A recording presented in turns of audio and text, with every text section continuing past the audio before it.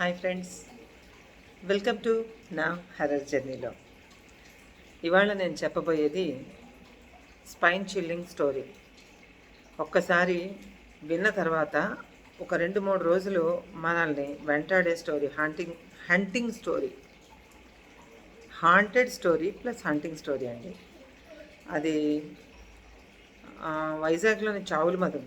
ఈ చావుల మధం గురించి నేను గతంలో కూడా ఒక వీడియో చేస్తున్నాను. మన నాహర జర్నీలో మన ఛానల్లో ఉంది. ఇంతవరకు చూడని వాళ్ళు ఒకసారి విజిట్ చేయండి, చూడండి. సో వీడియో నచ్చితే కనుక తప్పకుండా లైక్ చేయండి, షేర్ చేయండి, హై పాయింట్స్ ఇవ్వండి, వ్యూయర్షిప్ పెంచండి. ఓకే అండి. ఇవాళ నేను చెప్పబోతున్నటువంటి ఈ హర్రర్ ఇన్సిడెంట్ నా ఫ్రెండ్ ఒక ఆమెకి జరిగింది, నాకైతే కాదు. ఆమె నాకు చెప్పింది, నేను మీకు చెప్తున్నాను. సో డైరెక్ట్గా స్టోరీలోకి అయితే వెళ్ళిపోతాం. 2003 సంవత్సరం అంటే కరెక్ట్గా 20 ఏళ్ళ కిందటండి. 20-21 మేబీ. అయితే 2003 సంవత్సరంలో ఆవిడ అక్కడ చేసే వర్క్ టీచర్ అండి. అక్కడ వైజాగ్లో ఒక స్కూల్లో టీచర్గా పనిచేసేది ఆవిడ. నాకు ఆవిడ కొలీగ్ అనమాట. అయితే ఆవిడ ఎదుర్కొన్నటువంటి భయానక అనుభవం మీ అందరికీ నచ్చుతుంది అనుకుంటున్నాను. ఆవిడ ఎవ్రీ సాటర్డే సండే శ్రీకాకుళం వచ్చేదండి. తను వైజాగ్లోని స్కూల్లో పనిచేస్తూ, హై స్కూల్లో పేర్లు వద్దురండి, స్కూల్లో పనిచేస్తూ అక్కడి నుంచి ఎవ్రీ సాటర్డే ఈవినింగ్ బయలుదేరి వచ్చేసేది. వాళ్ళ మదర్ ఫాదర్ ఫ్యామిలీ అంతా శ్రీకాకుళంలో ఉండడం వల్ల ఆవిడ శ్రీకాకుళం వస్తూ ఉండేది అనమాట. సో ఎవ్రీ సండే మేము డెఫినెట్గా కలుస్తూ ఉండేవాళ్ళం. రకరకాల ముచ్చట్లు ఆడుకునేవాళ్ళం. ఎప్పుడన్నా బయటికి వెళ్ళేవాళ్ళం, అట్లా నాగావళి తీరానికి అలా వెళ్ళేవాళ్ళం, కబుర్లు చెప్పుకునేవాళ్ళం. So that is memorable things. So ఒకసారి ఆవిడ రాలేదు, ఒక వారం రాలేదు.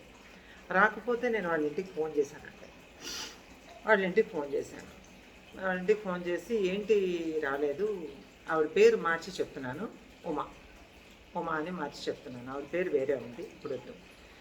అయితే ఏంటి ఉమా రాలేదేంటి, గత వారం రాలేదేంటి, అప్పుడే 10 days అయిపోయింది మనం కలిసి, ఏమైంది, ఎందుకు రాలేదు అని అంటే వాళ్ళ మదర్ చెప్పారు, తనకి చాలా ఫీవర్గా ఉంది అందుకని రాలేదమ్మా అంటే. ఎందుకు ఫీవర్ వచ్చింది, ఏమైంది, ఏ ఫీవరు, ఫ్లూ ఏమైనా వచ్చిందా, సెలవు పెట్టిందా స్కూల్కి, ఇవన్నీ అడుగుతున్నాను నేను. ఆవిడ ఏడవడం మొదలెడితే ఏమంటే ఎందుకు ఏడుస్తున్నారు, ఏమైంది చెప్పండి అమ్మా, ఎందుకు ఏడుస్తున్నారు అని అడిగితే ఏమీ లేదు, ఏం చెప్తాను, ఒకసారి రా చంద్రజ, నువ్వు ఒకసారి వీలైతే వస్తావా అని అడిగారు. ఎందుకు రాలేదమ్మా, మరి నాకు ఇన్నాళ్ళు ఎందుకు చెప్పలేదు, ఏమైంది అని అంటే, ఏమో తెలియదమ్మా, మీ ఫ్రెండ్ దక్కదో నాకు భయం వేస్తుంది అని. నాకు ఇక్కడ షాక్. దక్కదో అన్నంత భయం వేసేటంతగా ఏం జరిగిపోయింది వారం రోజుల్లో. అమ్మ ఏమైనా యాక్సిడెంట్ అయిందా అంటే, యాక్సిడెంట్ ఏం అవ్వలేదమ్మా, ఎంతకంటే పెద్ద యాక్సిడెంట్ ఏంటంటే మాకు అనేసి ఆవిడ ఏడుస్తుంది. సరే ఏడవకండి, రేపు పొద్దుటే నేను బయలుదేరి వస్తానని చెప్పేసి నేను ఆ రోజు స్కూల్కి లీవ్ పెట్టి నా వచ్చన్నింటికి లీవ్ పెట్టుకున్నాను. అప్పుడు నేను నా డ్యాన్స్ స్కూల్తో పాటు ఇంకొక 3 స్కూల్స్లో పార్ట్ టైం చెప్పేదాన్ని. మ్యూజిక్ ఓ దగ్గర, డ్యాన్స్ ఓ దగ్గర అలా చెప్తూ ఉండేదాన్ని. అయితే ఏంటి అమ్మా ఇట్లా చెప్తుంది, అసలు ఆవిడకి ఏమైంది, రాత్రి అంతా నాకు నిద్ర పట్టలేదు. సరిగ్గా ఉదయాన్నే 5 గంటల నాన్ స్టాప్కి బయలుదేరిపానండి నేను. 5 గంటలకు ఫస్ట్ నాన్ స్టాప్ బయలుదేరిపోయి మా ఇంట్లో చెప్పాను, ఇలాగ మాకు ఒంట్లో బాగాలేదట, వాళ్ళ అమ్మగారు ఏడుస్తున్నారు, నేను ఒకసారి చూసి వస్తానండి అని. తప్పకుండా వెళ్ళమ్మా, ఇలా ఒక జత పట్టుకొని వెళ్ళు అని చెప్పింది మా అమ్మ. ఒక జత పట్టుకుని వెళ్ళమ్మా, ఎందుకైనా మంచిది అని. సరే కదా అని చెప్పేసి నాకు కావాల్సిన థింగ్స్ అన్ని పెట్టుకొని నేను బయలుదేరి వెళ్ళాను. వాళ్ళ ఇంటికి కరెక్ట్గా ఇంకొక ఫర్లాంగ్ దూరం ఉంటుంది, నడుచుకొని వెళ్ళిపోతే వాళ్ళ ఇంటికి. అక్కడ దగ్గర వరకు వచ్చేటప్పటికి వాళ్ళ ఇంట్లోంచి గొల్లుమని ఏడుపులు వినిపించాయి. నాకు కాళ్ళు చేతులు వణికిపోయాయి అన్నమాట, మామూలు వణకలేదు. ఏమైంది అని మనసు దెటవ్ చేసుకుని కుదురు చేసుకుని పరుగులంటే నడకతోటి వాళ్ళ ఇంటికి ఇంకా అంత గట్టిగా ఏడుస్తున్నారు. వర్లాంగ్ దూరాన్ని వినిపిస్తున్నదంటే అంత గట్టిగా ఏడుస్తున్నారు. ఎందుకు ఏడుస్తున్నారు చెప్పమా అనుకుని గబగబా పరిగెత్తి వెళ్ళి ఆల్మోస్ట్ పరిగెత్తుకుని వెళ్ళాను వాళ్ళ ఇంటికి. వెళ్ళేటప్పటికి అక్కడ చుట్టాలు చుట్టుపక్కల ఇళ్ళు వాళ్ళు అందరూ ఉన్నారనమాట. ఇళ్ళ వాళ్ళు ఏంటి నన్ను చూడగానే తెలుసు కదా వాళ్ళకి, నేను ఫ్రెండ్ అని తెలిస్తే చంద్ర గారు మీరా, రండి రండి అని. ఏమైంది అన్నారు. ఏమైంది ఉమాకి, ఏమైంది, ఎందుకలా ఉంది అని అంటే ఏం లేదు, మీరు వెళ్ళండి లోపలికి వెళ్ళండి అని. ఈ బాబోయ్ ఆవిడకి ఏంటైంది, పంపదీసి ఏమన్నా సూసైడ్ చేసుకుందా, లేకపోతే ఇంకేమైనా అటెంప్ట్ చేసుకుని బయటపడిందా, దేవుడా ఆవిడకి ఏం జరగకూడదని ఆ ఒక్క క్షణంలోనే రకరకాలుగా మనసులో అనుకుంటా లోపలికి వెళ్తే వాళ్ళ అమ్మగారు ఒక గది దగ్గర కూలబడిపోయి ఏడుస్తున్నారు. ఏడుస్తుంటే ఏంటైంది, ఏం ఆంటీ, ఆంటీ అన్నాను నేను. నా నోరు పెగలట్లేదు. ఆంటీ అని అంటే నన్ను చూడగానే వచ్చావమ్మా రా అమ్మ అని చెప్పేసి గట్టిగా ఏడుస్తున్నారు. ఆ మిగతా వాళ్ళు కూడా, వాళ్ళ చెల్లెళ్ళు, వాళ్ళ పింతళ్ళు, వాళ్ళు అందరూ ఏడుస్తున్నారు. ఏమైందండి అసలు, తను ఎక్కడుంది అని అంటే ఇలా అన్నారు. ఇలా అంటే లోపలికి తలుపు తోసుకొని వెళ్ళిపోతేనేమో రాలేదు తలుపు, లోపల నుంచి గడియ పెట్టినట్టుంది. నాకు అర్థమైంది, లోపల గడియ పెట్టుకున్నట్టుంది ఆ అమ్మాయి, ఏదో చేసుకోబోయిందేమో, అందుకే ఎంతమంది ఉన్నారని. అంటే ఆ ఒక్క క్షణంలో నాకు ఎన్ని ఆలోచనలు వస్తాయి చెప్పండి. రాలేదు. తలుపు గబగబా కొట్టి ఉమా నేను చంద్రన్ వచ్చాను, నీకోసం వచ్చాను, తలుపుతి నేను వచ్చాను, తలుపుతి అని అంటే పలకలేదు. లోపల ఏవో కేకలు చప్పుళ్ళు వినిపిస్తున్నాయి. అప్పటికి అవి ఆగిపోయి నేను పక్కన కిటికీ అయితే ఏం లేదు, అవతల పక్కకి బ్యాక్ సైడ్ నుంచి కిటికీ ఉంది. ఆ రూమ్కి కిటికీ తలుపులు ఉంటాయి కదా, ఇంటి వెనక వైపు నుంచి కిటికీ తలుపులు తీసున్నాయని చెప్పారు వాళ్ళు.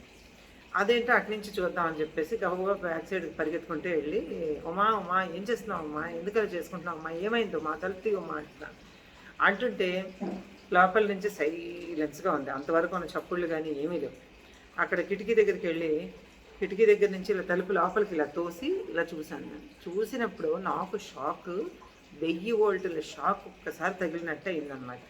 పడిపోయి ఒక్కసారి అది గట్టిగా ఊచలు పట్టుకుని మెల్లిగా నిలదొక్కుని గట్టిగా ఒకసారి నాకు నేను ధైర్యం చెప్పుకొని పదండి అని చెప్పేసి మళ్ళీ తలుపులు లాగేసి యువతల పక్కకు వచ్చి వాళ్ళ అమ్మగారి దగ్గర కూర్చున్నాను. ఆంటీ ఏమైంది అని అంటే, ఏం చెప్పమంటావమ్మా, మొన్న శుక్రవారం నాడు చాలా ఇబ్బందులు పడింది. తన గురించి చూద్దామనేసి మేము మా చెల్లెలు గారి ఇంటికి వచ్చాము. శనివారం శ్రీకాకుళం వస్తుంది కదా, ఎలాగో వస్తుంది కదా అని మేము అనుకున్నాము. ఒక సంబంధం అయితే చూసాము, ఎలాగో వస్తుంది కదా అని మేము అనుకున్నాము. ఆ సంబంధం వివరాలు కూడా చెప్తాము, ఇష్టపడింది కూడాను. అయినా కానీ ఆ రోజు వస్తానని చెప్పింది, రేపు వచ్చేస్తానమ్మా ఇంకెందుకు అని అన్నది. కానీ శుక్రవారం నాడు, ఇంకా రేపు బయలుదేరుతాననగా శుక్రవారం నాడు ఏమైందో ఏంటో తెలియదు. ఇంటికి వస్తూనే ఇంట్లో ఉన్నటువంటి పెద్ద అద్దం ఉంటే, డ్రెస్సింగ్ టేబుల్ ఉంటే, ఆ డ్రెస్సింగ్ టేబుల్ని ఇలా పిడికిలతో గుద్ది అద్దం పగలగొట్టేసిందంట. ఎవరు మాట్లాడుకుంటుందంట. అందుకని చెప్పేసి మేము ఉన్న పడంగా శ్రీకాకుళం నుంచి బయలుదేరి విశాఖపట్నం వచ్చాము. ఇంకొచ్చిన దగ్గర నుంచి రోజుకో నరకం చూపిస్తుంది, బయటికి రాదు. అన్నీ ఇది అందులోనే అన్నీ అందులోనే. మొహం కడుక్కొని ఎన్నాళ్ళు అయిందో తెలియదు. ఈ 5 రోజుల నుంచి 4 రోజుల నుంచి ఇదే నరకం అనుభవిస్తుంది లోపల. ఈ బాధలు ఏంటి, మాకు ఎందుకు ఇలాంటి రోజులు వచ్చాయి, మేమేమైపోయాము, మాకు ఉండాలా చాలా ఆవిడ ఏడుస్తుంది.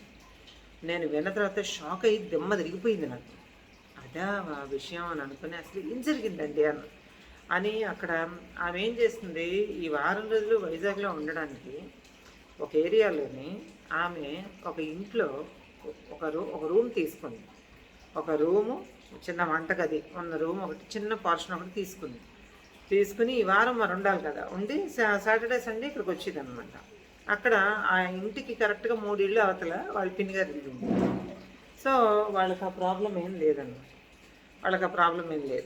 అందుకని వాళ్ళు ఉన్నప్పుడు వాళ్ళు రావటం, మేము లేనప్పుడు వీళ్ళు రావటం, ఈవిడ రావటం ఇట్లా ఉండేది. సేఫ్టీకి ప్రాబ్లం లేదు. అందుకని వాళ్ళ మదర్ వాళ్ళు కూడా శ్రీకాకుళంలో హ్యాపీగా ఉండేది. ఈ నరకమైన ఇన్సిడెంట్ ఎలా జరిగింది అప్పుడు వాళ్ళ పిన్నిగారిని పిలిచి అడిగాను. నేను అక్కడే ఉంది ఆవిడ. అడిగాను, ఏంటైందండి అసలు, పిన్ని అండమే తప్ప మాకంటే ఒక 4-5 ఏళ్ళు పెద్ద ఆవిడ ఉంటుంది ఆవిడ ఆనాటికి. అంతే తప్పించి ఇంకేం లేదు. ఎలాగా ఏం చెప్తాము అంటే, ఏం లేదండి చంద్ర గారు, ఆ రోజు మధ్యాహ్నం సినిమాకి వెళ్ళామండి ఇద్దరం. ఆ రోజు తలనొప్పిగా ఉంది. మా అక్క వాళ్ళకి ఏదో వస్తువులు కొంటానని షాపింగ్ పెట్టింది. ఆ షాపింగ్ అంతా చూసుకొని మధ్యాహ్నం అనగా బయలుదేరాం. ఇంటికాడ నుంచి బయలుదేరి వైజాగ్లోనే షాపింగ్ చేసుకున్నాము. షాపింగ్ చేసుకుని అక్కడి నుంచి ఈవినింగ్ షో సినిమాకి వెళ్ళామండి. సినిమాకి వెళ్ళి అలా వస్తా వస్తా మా ఆడపడుచుంది, ఆవిడికి వాళ్ళ పిన్ని గారికి అనమాట ఆడపడుచుంది. మా ఆడపడుచు వాళ్ళ ఇంటికి వెళ్ళి చావుల మదం దగ్గర అండి మా ఆడపడుచు వాళ్ళ ఇల్లు వెనకాతలకి. అక్కడికి వెళ్ళి అక్కడి నుంచి రాత్రి 9:30, 10 గంటలకి తిరిగి మేము ఇంటికి వచ్చామండి. అంతేనండి అందరు. అంటే ఏం జరిగింది అక్కడ అన్నాను. అక్కడ ఏమి జరగలేదండి. నడుచుకొని లగేజ్ పెట్టుకొని నడుచుకుని వస్తున్నామండి. ఆ నడుచుకుని వస్తున్నప్పుడు వెనక నుంచి ఎవరో తోసారని ఆ తర్వాత చెప్పింది. పడిపోయింది, ముందుకు తిరగబడిపోయింది. ఆ తర్వాత ఇంకెవరితోటి మాట్లాడలేదు, సైలెంట్గా ఇంటికి వచ్చేసాము అని అన్నారు. నాకేదో రాంగ్ అనిపించింది. ఏంటి అక్కడ పడిపోవడం ఏంటి, చావులమాదం దగ్గర పడిపోవడం ఏంటి, ఏం కనిపిస్తే పడిపోయింది, ఎవరు తోసి ఉంటారు, వీళ్ళిద్దరూ వస్తున్నప్పుడు వెనకాల ఎవరైనా ఆకతాయిలు ఉన్నారా అని అడిగాను నేను. ఎవరైనా ఈ టీచింగ్ చేసేవాళ్ళు ఉన్నారా అంటే ఎవ్వరు లేరు. రాత్రి 9:30 అయింది, అప్పటికి 10 ఎంత అయ్యింది అప్పటికేనంటే.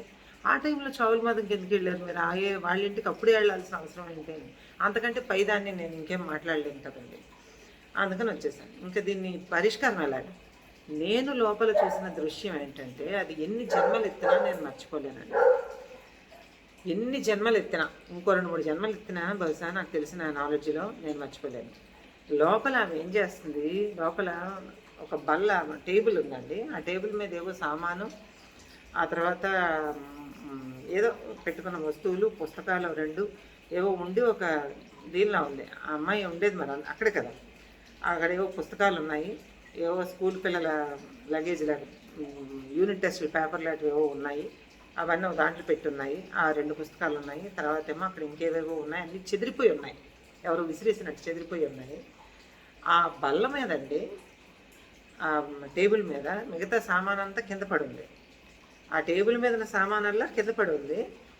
ఆ అమ్మాయి ఆ బల్ల మీద కూర్చుంది. ఆ బల్ల మీద కూర్చుంది. గొంతుకు ఇలా కూర్చుంది. ఒంటి మీద నూలు పోగు కూడా లేదు. ఇది నాకు షాక్ కలిగించినటువంటి విషయం అన్నమాట. దానికి నాకు ఎలా స్పందించాలో కూడా నాకు అర్థం కాని విషయం ఏంటి అని అంటే, నూలు పోగు కూడా ఒంటి మీద లేదు. కళ్ళు ఎర్రగా చింతని పుల్లాగా ఉన్నాయి. వయసున్న అమ్మాయి, 25 సంవత్సరాల అమ్మాయి, ఒంటి మీద నూలు పోగు కూడా లేదు. ఏ తల్లిదండ్రులు భరించగలరండి? ఎవరో సంబంధం లేని వాళ్ళు, తర్వాత ఎవరో అన్నోన్ పర్సన్స్ అంటే ఏమో ఎలా చూస్తారో మనకు తెలియదు, కానీ చూడగలరేమో తెలియదు, కానీ ఆమెను కన్న తల్లిదండ్రులు కన్న వాళ్ళు ఎలా భరించగలరు చెప్పండి అటువంటిది, దగ్గర వాళ్ళు. ఒంటి మీద నూలిపోగు లేదు. ఇక్కడి నుంచి ఇలా గీరీసుకుని, ఇక్కడి నుంచి గీరీసుకుని, ఇక్కడ ఏదో రేపుకు గురైనట్టుగా ఉంది అమ్మాయి. నిజంగా నేను చెప్తున్నా, ఈరోజు కూడా 20 సంవత్సరాలు 22 సంవత్సరాలు అయింది, ఇప్పటికి కూడా కళ్ళకు కట్టినట్టుందా ఆ ఇష్యూ. అయితే ఇప్పుడు నాకున్న అర్జెంట్ విషయం ఏంటంటే, ఆమెకి ఏదో దెయ్యం పట్టింది. ఇదైతే 100% దెయ్యం పట్టింది. ఏదో సంథింగ్ ఆమె వెంట వచ్చేసింది, ఆమెను ఆవహించింది. అది యంగ్ బ్లడ్, యంగ్స్టర్ కాబట్టి ఆమెని ఆవహించుకొని ఉన్నది. ఆమెని ఆవహించుకుని అన్నది చిన్న దెయ్యం అయితే కాదు. అప్పటికి నేను రెడీ టు ప్రాక్టీస్. పారాసైకాలజీ బ్రహ్మాండంగా నేను ఐడియాలో ఉన్నాను, కానీ నేను డీల్ చేయదలుచుకోలేదు. ఎందుకు అనంటే, నేను డీల్ చేస్తే అది వెళ్ళి తీరవలసిందే. బట్ నేనెందుకు డీల్ చేయలేదు అంటే, నేను భూత వైద్యురాలని కాదు. ఇప్పుడు అంత భయంకరమైన సిట్యువేషన్లో ఉన్న క్యాండిడేట్ దగ్గర అందరం తెలిసిన వాళ్ళం, నేను అక్కడ ఓపెన్ అవ్వడం నాకు ఇష్టం లేదు. ఎందుకు వచ్చిన గొడవ? మనం చేస్తే సాయం చేయాలి, లేదా చేసే చోటు చూపెట్టాలి, పెద్దలంటారు కదా. సరే, ఇది కాదు పద్ధతి అని చెప్పి నాకు తెలిసిన వాళ్ళు ఒకళ్ళు ఉన్నారు. ఇక్కడ ఇలా ఏడుస్తూ కూర్చుంటే కాదండి అంటే, లేదమ్మా ఒంటి మీద బట్టలన్నీ చింపేసుకుని ఫ్యాన్ రెక్కలన్నీ వంచేసి, చెప్పడం మర్చిపోయాను, ఫ్యాన్ రెక్కలు 3 రెక్కలు ఉంటాయి కదండి, ఆ 3 2 రెక్కలు ఇలా కింద కొంచెం ఉన్నాయి. ఎంత బలం ఉపయోగించి వేలబడిందో దీన్ని బట్టి ఆలోచించాను. ఏమిటి ఘోరం అని చెప్పి నాకు భయం వేసేసి వెండిలోంచి వణుకు చలి అన్నమాట. నాకు ఎంత పారాసైకాలజిస్ట్, నేను ఆడ మనిషినే కదండి, నాకు భయం వేస్తుంది కదా. అప్పుడు నా వయసు అంతే కదా. ఇదేంటి బాధ నాకు, ఇంకా ఆమె నాకంటే పెద్దది ఒక రకంగా చెప్పాలి. ఏంటి బాధ, నేనేం చేయాలి అని అనుకుని ఉమక్క అన్నాను. ఉమక్క రెండుసార్లు పిలిచి, నేను చంద్రన్ వచ్చాను తలుపుతీవా అన్నాను. అంటే ఒక మూలుగు లాంటి, ఒక గూండ్రింపు లాంటి శబ్దం అని వచ్చింది. నాకు అర్థమైపోయింది ఏదో డిమన్ అంటే భూతం అలాంటిది ఏదో ఆమెను ఆవహించింది, మామూలు ప్రేతాత్మ అయితే కాదు.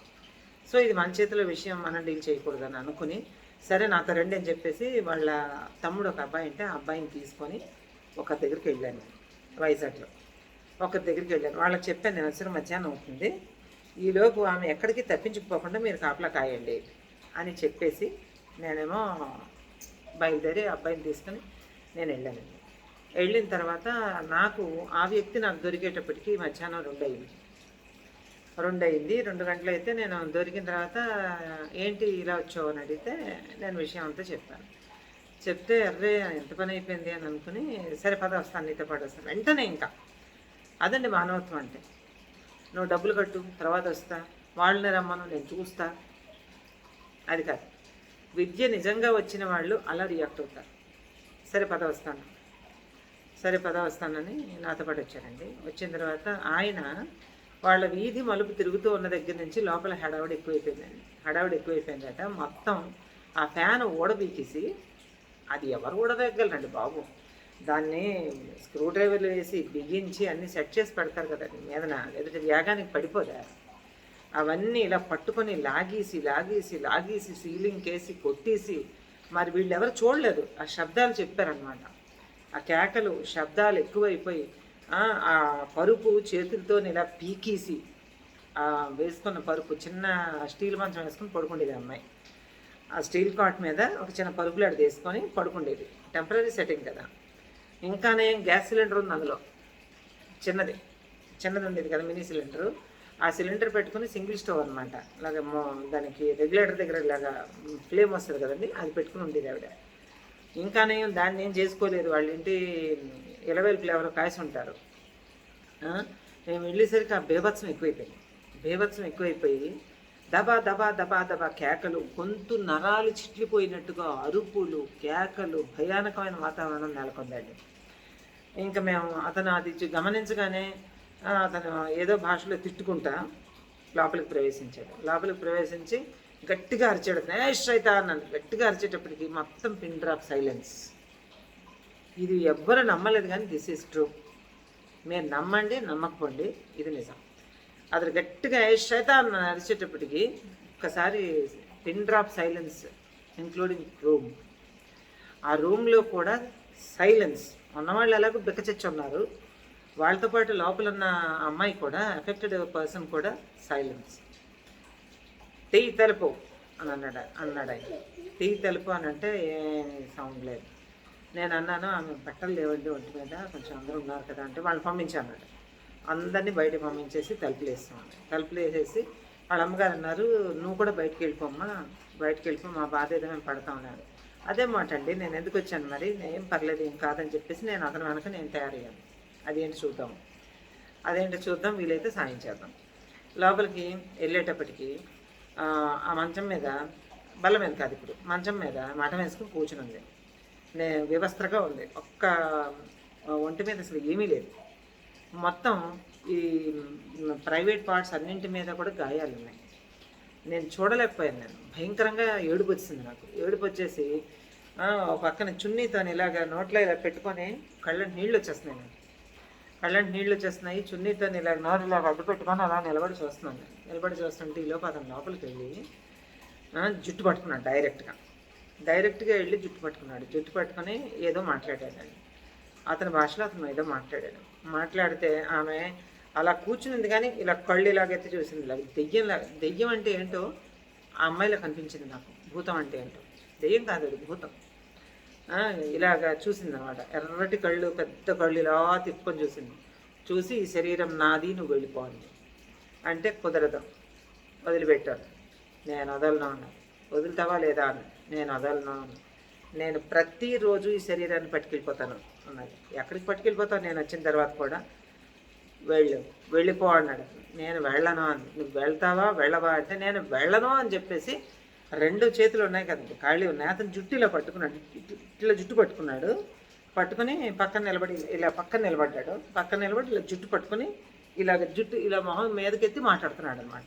మాట్లాడుతుంటే ఈ రెండో చెయ్యి ఆమెది రెండో చెయ్యి ఖాళీ ఉంది కదండి, ఆ రెండో చెయ్యి తన కడుపులో ఒక్క పంచి ఇచ్చిందండి. అతను ఇలా ఇలా వంగాడు ముందుకి ఆ పంచికి. అబ్బా అన్నాడు. అబ్బా అని జుట్టు వదిలేశాడు. ఎప్పుడో ఆమె రియాక్ట్ అయిపోయి అక్కడి నుంచి బల్లిలాగా పాక్కుంటూ వివస్త్రండి, ఒంటి మీద బట్టలు లేవు, అలాగే దిగంబరంగా ఆ మంచం నుంచి గుప్పమని దూకి కోతిలాగా దూకి ఆ తర్వాత అక్కడ ఉన్న కిటికీ చువ్వలు పట్టుకొని ఇలాగ ఎక్కుతుంటే అతను నువ్వు బయటికి వెళ్ళిపో పాప అన్నాను. నేను బయటికి వెళ్ళిపో పాప అని చెప్పి ఆమెని వెనక్కిలాగా 2 చేతులు పట్టుకుని వెనక్కిలాగా ఒక్కలాగు లాగి పాట్మని లెంప కొట్టి శైతాన్ నన్నే పడతావా నువ్వు, నీ అంతు చూస్తా, నీ సంగతి తేలుస్తా, చూడు ఇత్తుకో అని చెప్పేసి అతను అక్కడ సంచిలో సామాన్ ఏదో తెచ్చుకున్నాడు. ఆ సామాను తెచ్చుకొని కూర్చొని అక్కడ మంచం దగ్గర కింద చిన్న ప్లేస్ ఉంది, గదే చిన్నది, ఆ ప్లేస్ ఉంది.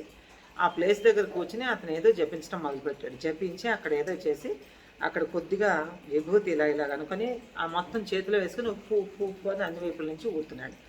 ఆ విభూతి పార్టికల్స్ ఎక్కడెక్కడైతే పడుతున్నాయో అక్కడక్కడ ఆ పిల్లకి ఒంటి మీద మంటలు లేచినట్టుగా అవుతున్నాయి. కయ్యమని గట్టిగా అరుస్తున్నది అమ్మాయి. ఎంత గట్టిగా అరుస్తున్నది అంటే తను ఎవరో చంపేస్తున్నారు అన్నట్టు అరుస్తున్నది.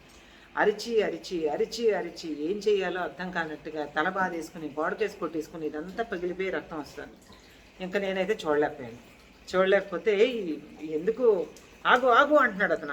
ఆగు అంటుంటే నేను ఆ రక్తం కారిపోతున్న దిగంబర దృశ్యం చూసి భరించలేక గబుక్కున్న నా చున్నీతోనే వెళ్ళి రాగని చెప్పి ఇలా పట్టాను. ఇలా పట్టేసరికి ఇది డైరెక్ట్గా వచ్చి నన్ను పట్టుకుని ఆ కళ్ళు నా వైపు ఎంత క్రోధంగా చూస్తున్నాయంటే ఏ దెయ్యాల సినిమా కూడా పనికిరాదని, చూస్తేనే ప్రాణాలు ఎగిరిపోయే సీన్ అనమాట.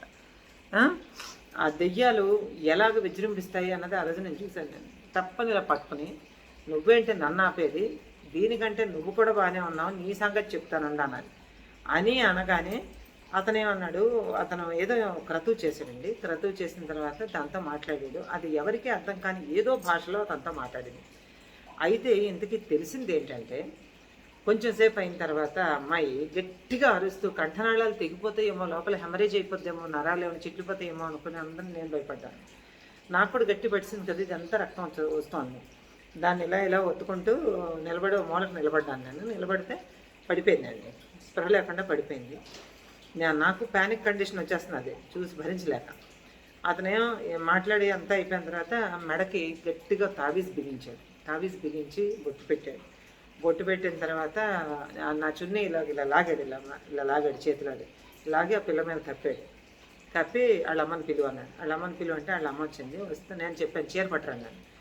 చీర పట్టుకొచ్చి కప్పిన తర్వాత వాళ్ళకి ఏం చేయాలో అతను చెప్పిన తర్వాత వాళ్ళు సరే అన్నారు. ఆ తర్వాత డబ్బులు ఇవ్వకపోతే తీసుకోకుండా నువ్వు పదపాప అన్నాడు.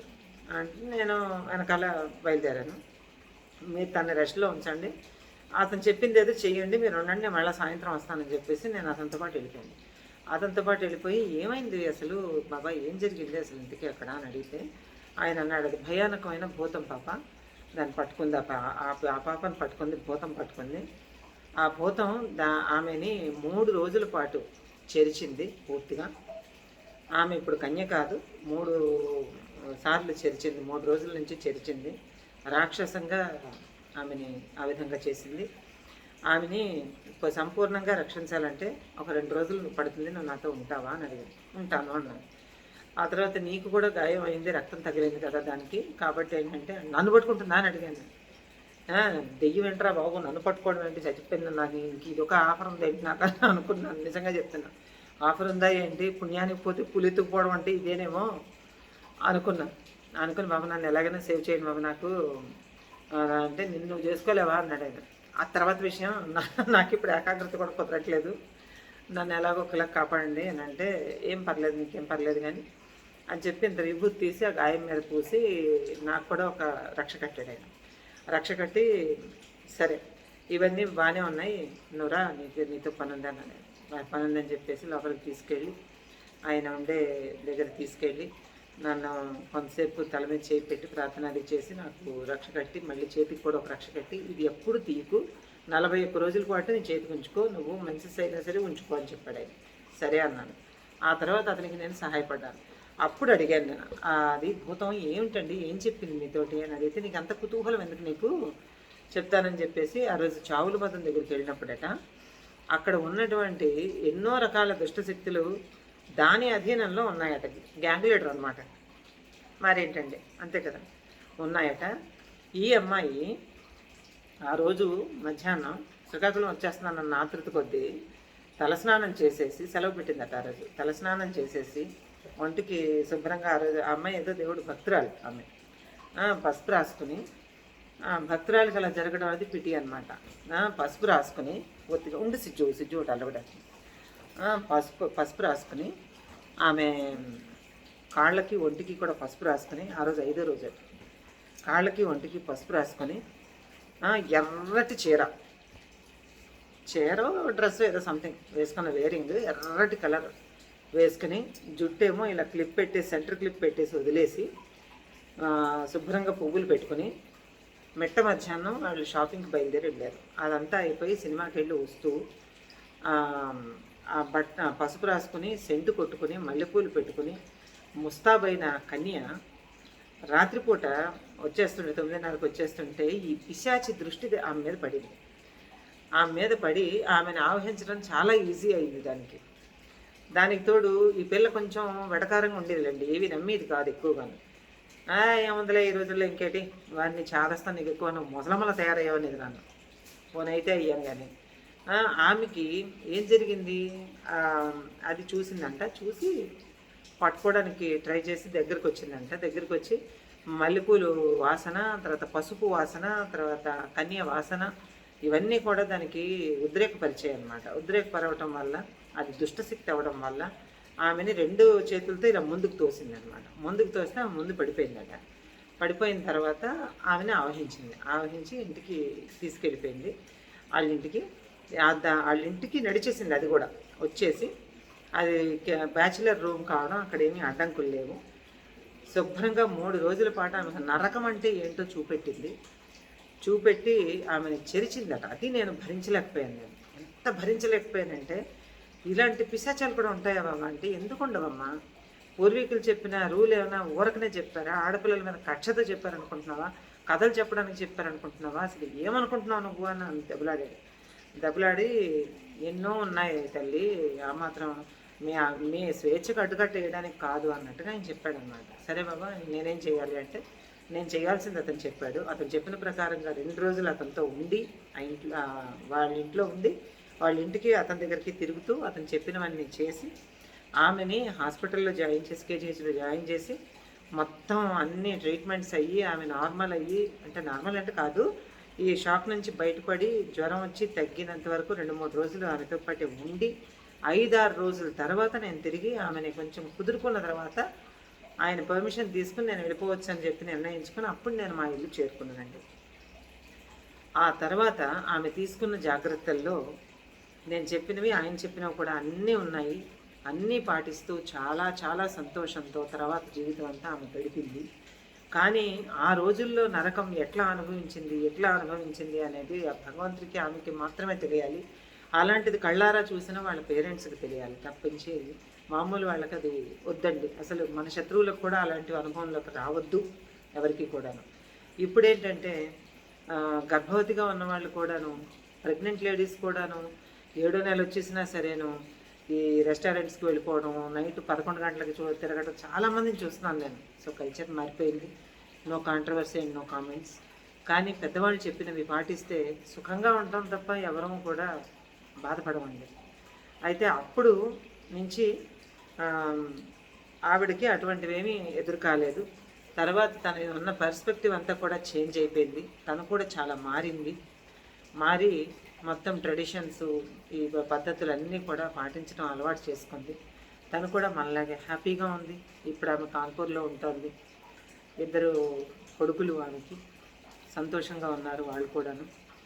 కానీ అప్పుడప్పుడు నాతో మాట్లాడినప్పుడల్లా ఆమె ఈ విషయం చెప్తూ ఉంటుంది. నేను ఊరి పేరు కూడా మార్చి చెప్పానండి. ఆ, ఎప్పుడు మాట్లాడుతూ ఉంటుంది, ఆ రోజు కనుక నువ్వు సహాయం చేయకపోతే నేను ఎలా ఉండేదాన్నో అంటుంది. ఏముందమ్మా, నేను సహాయం చేయకపోయినా భగవంతుడు సహాయం చేస్తాడు, అందుకే ఆయన దేవుడు అన్నారు. సో ఇది friends story, real incident, real terror. అసలు డీమన్ అంటే భూతం ఎలా చేయగలదు, దానికి అటువంటి శక్తి ఎలా వస్తుంది అనే దానికి కొన్నింటికి సమాధానాలు తెలిసినా చెప్పలేని కండిషన్. ఎందుకంటే అంత టైం మనకి లేదు, సమయాభావం వల్ల చెప్పలేము.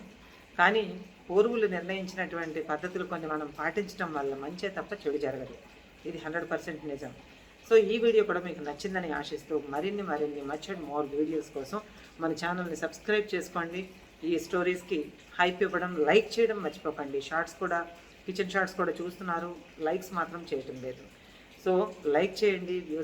వ్యూస్ బాగానే ఉన్నాయి, అందరూ చాలామంది చూస్తున్నారు, లైక్స్ చేయట్లేదు.